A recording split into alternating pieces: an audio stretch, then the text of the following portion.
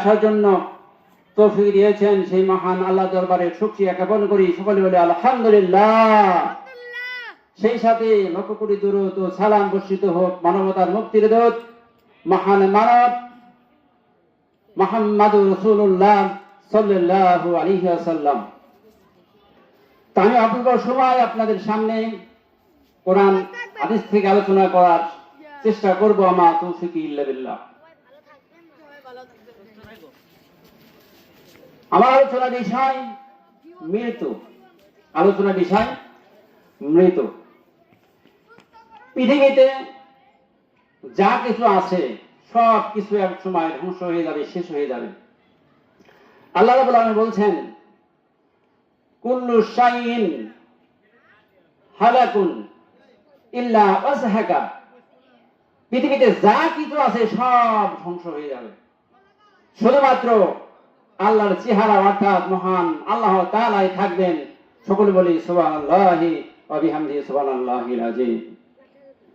মৃত্যু অবধারিত। এই মৃত্যু থেকে রক্ষা পাওয়ার কোন সুযোগ কোন ব্যক্তির নাই। যে কোনো সময়, যে কোনো অবস্থায়, যে কোনো পরিস্থিতি আপনি আমার মৃত্যু হতে পারে। মৃত্যু থেকে পালান করার সুযোগ কারো হবে না। আল্লাহ রাব্বুল আলামিন বলেন, আইনামা তাকুনু ইয়াদরিকুমুল মাউত ওয়ালাউ কুনতুম ফি বুরুজিম মুশাইয়্যিদা। তুমি যেখানে অবস্থান করো না কেন, যেখানেই তুমি থাকো না কেন, মৃত্যু তোমাকে ধরবে, মৃত্যু তোমাকে পাকড়াও করবে। যদিও তুমি সৌদির কোন দুর্গ অবস্থান করো, তবুও মৃত্যু তোমাকে ধরবে। মৃত্যু থেকে কেউ রক্ষা পাবে না, মৃত্যু থেকে কেউ রেহাই পাবে না। তাই মৃত্যুর জন্য আমাদের সদা সর্বদা প্রস্তুত থাকতে হবে। আল্লাহ রাব্বুল আলামিন বলেন, ওয়া মা কানা লিনাফসিন আন তামুতা ইল্লা বিইজনিল্লাহি কিতাবাম মুআজ্জালা। আল্লাহ তাআলার হুকুম ছাড়া কেউ মৃত্যুবরণ করতে পারে না, কেউ দুনিয়া থেকে চলে যেতে পারে না, কেউ মৃত্যুবরণ ইচ্ছা করে করতে পারে না। আল্লাহ রাব্বুল আলামিন তাই মানুষের জন্য একটি সময় নির্ধারণ করে দিয়েছেন। এই সময় যখন শেষ হয়ে যাবে, সময় যখন ফুরিয়ে যাবে, তখন মালাকাল মউত আপনার সামনে হাজির হয়ে যাবে, আপনার শিহরে এসে যাবে। এই মালাকাল মউত থেকে আপনি আমি কেউ রক্ষা পাবো না। কি বলেন? রক্ষা পাবো কেউ? কেউ আমরা রক্ষা পাবো না। আমরা যেখানে অবস্থান করি না কেন, যে অবস্থায় থাকি না কেন, মৃত্যু আমাদেরকে ধরবে, মালাকাল মউত আমাদের কাছে আসবে। যে কোনো উপায়ে, যে কোনো পরিস্থিতিতে মালাকাল মউত আমাদের কাছে আসবে। এই মালাকাল মউত যখন আসবে ঈমানদার ব্যক্তির কাছে, এই ঈমানদার ব্যক্তির কাছে যখন মালাকাল মউত আসবে, তখন মালাকাল মউত ঈমানদার ব্যক্তিকে সালাম দেবে, আসসালামু আলাইকুম ওয়া রাহমাতুল্লাহ। মৃত্যু ফেরেশতা মালাকুল মউত ঈমানদার ব্যক্তির কাছে এসে সালাম দিবে, এবং তার কাছে সালাম দেওয়ার পর তার জন্য একটা সুগন্ধময় রেশমি কাপড় নিয়ে তার জানটাকে কবজ করার চেষ্টা করবে এবং তাকে স্বাগত জানাবে, ও ঈমানদার বান্দা, ও ঈমানদার ব্যক্তি, তোমার কাছে আমি এসেছি জানটা কবজ করার জন্য।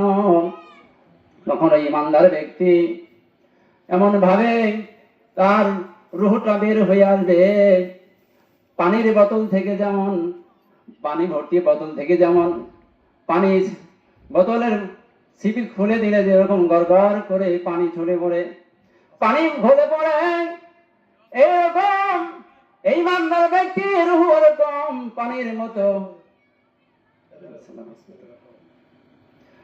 পানির মতো এরকম গড়গড় করে এই ইমানদার ব্যক্তির রূহটা বের হয়ে আসবে। পানির মতো ইমানদার ব্যক্তির রূহটা এরকম আস্তে আস্তে ধীরে ধীরে বের হয়ে আসবে। ইমানদার ব্যক্তি টেরও পাবে না যে আমার রূহটা বের হয়ে যাচ্ছে। সুবহানাল্লাহি বিহামদিহি, সুবহানাল্লাহিল আযীম। এই মালাকুল মউত এই ফেরেশতা যখন আপনার ইমানদার ব্যক্তির রূহটা বের করে নিয়ে আসবে, প্রথম আসমানে চলে যাবে। প্রথম আসমানে যাওয়ার পর প্রথম আসমানের ফেরেশতা যখন এই মালাকুল মউতের কাছে এই রূহটা দেখবে, রূহের ভিতর থেকে সুগন্ধ বের হবে। এই সুগন্ধ দেখে প্রথম আসমানের ফেরেশতা স্বাগত জানাবে, সুস্বাগত জানাবে। এরকম তারপরে আবার দ্বিতীয় আসমানের কাছে যাবে, দ্বিতীয় আসমানের ফেরেশতা এবং তাকে স্বাগত জানাবে, তাকে অভিনন্দন জানাবে। তারপরে এরকম তৃতীয় আসমানের ফেরেশতা এরকম আস্তে আস্তে অভিনন্দন জানাবে। এরকম করে 7 আসমানের ফেরেশতা এই ইমানদার ব্যক্তির রূহটাকে স্বাগতম জানাবে। রূহ থেকে সুগন্ধ বের হবে, সুগন্ধ বের হতে থাকবে। এরকম আসমানে চলে যাবে, আল্লাহর আরশে চলে যাবে। আল্লাহর আরশে যাওয়ার পর আল্লাহ রাব্বুল আলামিন জিজ্ঞাসা করবেন, এই ব্যক্তির কার রূহ, এই রূহটা কার? তখন মালাকুল মউত বলবে, অমুক গ্রামের অমুকের ছেলের এই রূহ। এটা আল্লাহ রাব্বুল আলামিন যখন এই কথা, ফেরেশতারা যখন এই কথা বলবে, আল্লাহ রাব্বুল আলামিন বলবে, এটা তো ভালো রূহ, ইমানদার ব্যক্তির রূহ, এই রূহটাকে ইল্লিনের খাতায় লিখিয়ে দাও। কি করবে? তখন এই রূহটা ইল্লিনের খাতা লিখিয়ে দিবে। তারপর আবার যখন ওই রূহটাকে আবার ফিরিয়ে দেওয়া হবে কবরের মাঝে, তখন ওই রূহটা চলে আসবে কবরের মাঝে। কবরের মাঝে আসার পর ওই রূহটাকে, ওই ব্যক্তিকে কবরের মধ্যে প্রশ্ন করার জন্য সুযোগ দেওয়া হবে।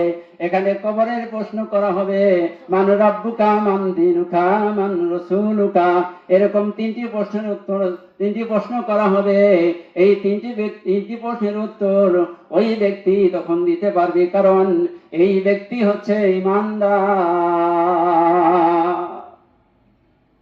আর যখন বদকার ফেরেশতা, আর যখন বদকার লোকের যখন রূহ কবজ করা হবে, তখন দুর্গন্ধময় এরকম কাপড় নিয়ে ওই ব্যক্তির রূহটাকে কবজ করা হবে এবং বলা হবে, ওই পাপকার বান্দা, ওই বদকার বান্দা, তুমি বের হয়ে আসো। তখন ওই রূহ বের হতে চাবে না, বের হতে চাবে না, বের হতে চাবে না। তখন ওই ফেরেশতা জোর করে ওই রূহটাকে বের করার চেষ্টা করবে। লোহা যেরকম, মরিচা বা লোহা যেরকম কাঠের ভিতর থেকে বার করতে কষ্ট হয়ে যায়, ঠিক তেমনি এই ব্যক্তির রূহটা এরকম কষ্ট হবে, তারপরেও টানে হিসড়ে মালাকুল মউত তার রূহটাকে বের করে নিয়ে আসবে। বের করে নিয়ে আসার পর ওই ফেরেশতা আবার আল্লাহর দিকে, আসমানের দিকে উড়ে যাবে। প্রথম আসমানে যাবে, তখন তাকে আর স্বাগত জানানো হবে না, তখন তাকে ধিক্কার দেবে, এই পাপ ব্যক্তির আত্মা, তোমাকে আমার স্বাগত জানাবো না। এরকম প্রথম আসমান, দ্বিতীয় আসমান, তৃতীয় আসমান, এক এক করে সপ্তম আসমান পার হওয়ার পর আল্লাহ রাব্বুল আলামিনের কাছে রূহকে পৌঁছে দেওয়ার পর আল্লাহ রাব্বুল আলামিন দেখবেন, এই ব্যক্তি পাপী ব্যক্তি, এই ব্যক্তি বদকার ব্যক্তি। আল্লাহ রাব্বুল আলামিন বলবেন, এই ব্যক্তির রূহটাকে সিজিলে লিখিয়ে দাও। এই ব্যক্তির রূহটাকে কোথায় লিখে দাও? সিজিলে লিখে দাও। তারপর আবার দুনিয়াতে পাঠিয়ে দাও কবরে হিসাব নেওয়ার জন্য। তখন তাকে আবার কবরে হিসাব দেওয়া হবে, মান রাব্বুকা, মান দীনুকা, ওমান রাসূলুকা, এরকম প্রশ্ন করা হবে। সেই প্রশ্নের উত্তর ওই ব্যক্তি দিতে পারবে না। কি বলেন, দিতে পারবে কি? এই ব্যক্তি এই প্রশ্নের উত্তর দিতে পারবে না। যদিও এই প্রশ্ন দুনিয়াতে ফাঁস করে দেওয়া হয়েছে, কি বলেন, যদি এই প্রশ্নটা কি করা হয়েছে, ফাঁস করে দেওয়া হয়েছে, এর উত্তর দেওয়া হয়েছে, কিন্তু তারপরেও কাল কবরে আমরা যখন যাব, ইমানদার ব্যক্তি ছাড়া এই প্রশ্নের উত্তর দিতে পারবে না। অতএব ইমানদার হতেই হবে, নামাজ আমাদের পড়তে হবে। নামাজ ছাড়া, ইমান ছাড়া আমাদের কবরে কোনো কাজে আসবে না। বলেন, আসবে কি? কবরে গেলে কাজে আসবে না। অতএব যে কোনো বললে, যে কোনো উপায়ে, যে কোনো পরিস্থিতিতে আমাদেরকে আল্লাহর ইবাদত করতে হবে। এখানে আল্লাহ রাব্বুল আলামিন আরো বলেছেন, আল্লাহ রাব্বুল আলামিন রাসূল সাল্লাল্লাহু আলাইহি সাল্লামকে উল্লেখ করে বলেছেন, ইন্নাকা মাইয়িতু ওয়া ইন্নাহুম মাইয়িতুন। তোমারও মৃত্যু হবে এবং তোমারও মৃত্যু হবে এবং তাদেরও মৃত্যু হবে। এখানে আল্লাহ রাব্বুল আলামিন রাসূল সাল্লাল্লাহু আলাইহি সাল্লামকে উল্লেখ করে বলছেন যে তুমিও মৃত্যুবরণ করবে এবং তারাও মৃত্যুবরণ করবে। সুবহানাল্লাহি সুবহানাল্লাহিল আযীম। অর্থাৎ এই দুনিয়াতে থাকার কারো কোনো অবকাশ নাই। আমাদের যে কোনো সময় আমাদেরকে এই দুনিয়া থেকে চলে যেতে হবে। আমরা কবরেতে যাব। কবর এত ভয়াবহ জায়গা, কবর এমন একটা জায়গা, এখানে কোনো ঘর চলবে না, এখানে কোনো সুপারিশ চলবে না, এখানে শুধুমাত্র আমল এবং আমল ছাড়া এখানে কোনো কাজ হবে না। কি বলেন? আমল ছাড়া কোনো কাজ হবে এখানে আমল ছাড়া কোনো কাজ হবে না। অতএব সহি আমল আপনাকে আমাকে অবশ্যই করতে হবে, আমল ছাড়া কোনো কাজ হবে না। কবর যেমন, মৃত্যু যেমন কঠিন, তার চেয়ে বড় কঠিন কবর যেরকম কঠিন, তার চেয়ে কঠিন হাসর যেমন কঠিন, তার চেয়েও কঠিন হচ্ছে জাহান্নাম। কি বলেন? মৃত্যু যেরকম কঠিন, তার চেয়ে কঠিন হচ্ছে কবর যেরকম কঠিন, তার চেয়ে কঠিন হচ্ছে হলো হাসর যেরকম কঠিন হবে, তার চেয়ে ভয়াবহ কঠিন হবে জাহান্নাম। অতএব আমাদেরকে এখান থেকে বাঁচতে হলে অবশ্যই আমাদের আমল করতে হবে। কি বলেন? কবর এমন একটা ভয়াবহ জায়গা।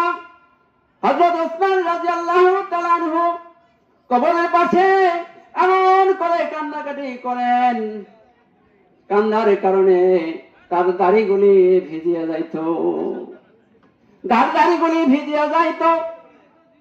তাকে জিজ্ঞাসা করা হলো, আপনি এত কাঁদেন কেন? সে বলল, আল্লাহ রাসূল সাল্লাল্লাহু আলাইহি ওয়াসাল্লাম বলেছেন, যে ব্যক্তি, আল্লাহ রাসূল সাল্লাল্লাহু আলাইহি ওয়াসাল্লাম বলেছেন, কবর হলো আখিরাতের প্রথম মঞ্জিল।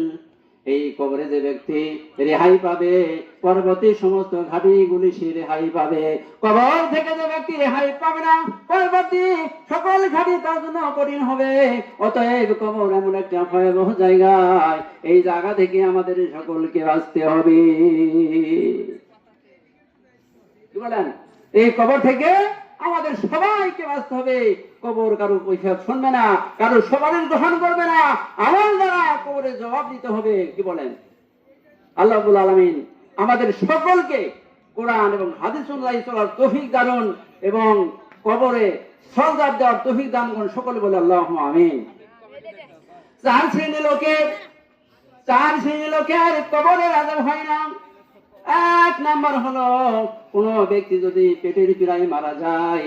দুই নাম্বার হচ্ছে কোন ব্যক্তি যদি নিয়মিত সূরা মুলক পড়ে। তিন নাম্বার যদি কোন ব্যক্তি জুমার দিনে মারা যায়। চার নাম্বার হচ্ছে জিহাদের ময়দানে আল্লাহর পথে যদি কোন ব্যক্তি মারা যায়, তাহলে এই চারজন ব্যক্তির কোন কবরের আযাব হয় না। আমরা কি বলতে পারবো শুক্রবারে মারা যাবো? বলেন, বলতে পারবো কি শুক্রবারে মারা যাবো, জুমাতে মারা যাবো? আমরা বলতে পারবো না। আমরা কি বলতে পারবো পেটে মারা যাবো? বলতে পারবো না। আমরা কি জিহাদে মারা যাবো বলতে পারবো? বলতে পারবো না, একটা আমলের কথা বলতে পারবো, সেটা হচ্ছে সূরা মুলক। সূরা মুলক, এই সূরা যদি আমরা প্রতিদিন নিয়মিত রাতের বেলায় পড়ি তাহলে কবরে আযাব হবে না। আল্লাহ রাব্বুল আলামিন আমাদের সকলকে বিশেষ করে এই সূরা মুলকটা প্রতি রাতে পড়ার তৌফিক দান করুন। সকলে বলে আল্লাহুম্মা আমিন। ওয়া মা আলাইনা ইল্লাল বালাগ। আমি